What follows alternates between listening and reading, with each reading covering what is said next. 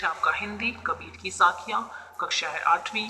पिछले कार्यपत्रक से हमने कबीरदास की साखियों को पढ़ना शुरू किया, जिनमें उन्होंने जीवन से जुड़े आचरण, व्यवहार व आदर्शों की चर्चा की। आपकी पाठ्य पुस्तक के पाठ कबीर की साखियों से हम अगली 2 साखियों को समझने का प्रयास करेंगे। आइए पढ़ते हैं।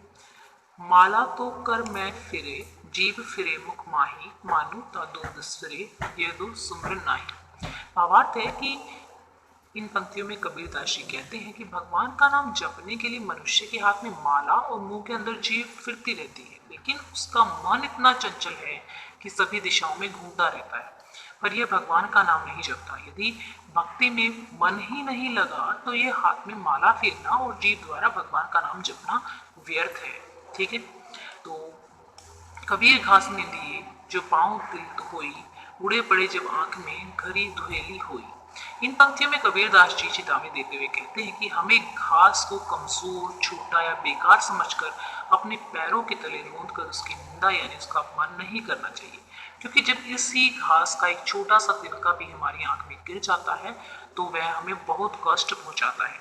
इसलिए हमें कभी किसी का छोटा या कमजोर समझकर उसकी निंदा अर्थात उसका अपमान नहीं करना चाहिए। ठीक है बच्चों, तो ये चीज आप अच्छे से सीख लेंगे। तो चलिए क्वेश्चन आंसर्स करते हैं इसके। पहला क्वेश्चन है, प्रस्तुत पंक्तियों के अनुसार माला, जीभ और मन कहाँ घूमता है? माला हाथ में, जीभ मुंह में, मन सभी दिशाओं में घूमता है। ठीक है, छोटे छोटे वर्ड्स आपको याद करने हैं, आप साथ के साथ इनको याद भी करते रहेंगे क्योंकि अभी आपके एग्जाम्स होंगे। मनुष्य का मन इधर उधर क्यों घूमता है? क्योंकि मानव का मन बहुत चंचल है। ठीक है, देखो सिर्फ एक ही वर्ड याद करना है। क्यों? ये तो सब कुछ है क्योंकि मानव का मन बहुत चंचल है। ठीक है, कबीरदास जी घास की निंदा करने से क्यों मना करते हैं? कबीरदास जी घास की निंदा करने से इसलिए मना करते हैं क्योंकि चाहे घास कितना भी छोटा क्यों ना हो, अगर आंख में चला जाए तो बहुत कष्ट देता है, इसलिए किसी को भी कमजोर समझकर उसकी निंदा नहीं करनी चाहिए। ठीक है, नेक्स्ट क्वेश्चन है, गतिविधि। नीचे दिए गए शब्दों का प्रयोग कर आप भी कोई एक दोहा या साखी लिखिए। ना ही जीभ, आंखें, मन व पाँव। आंखें हो अर्जुन जैसी, तो देखो मैंने खुद बनाने की कोशिश की है, इसी तरीके से आप भी बनाएंगे। आंखें हो अर्जुन जैसी। अर्जुन जैसी आंखें क्यों? क्योंकि जो अर्जुन है उनकी आंखों का जो लक्ष्य था, जब वो चिड़िया बैठी होती है पेड़ पे तो गुरुजी पूछते क्या दिख रहा है, क्योंकि उनको चिड़िया का जो चिड़िया थी उसको ही भेदना था।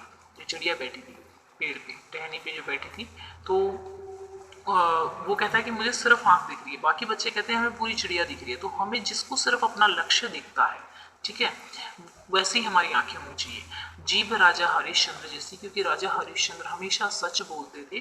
ठीक है, मनवा मीरा जैसा हो।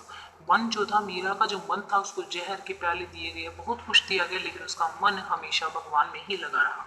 सारथी हो कृष्ण जैसा।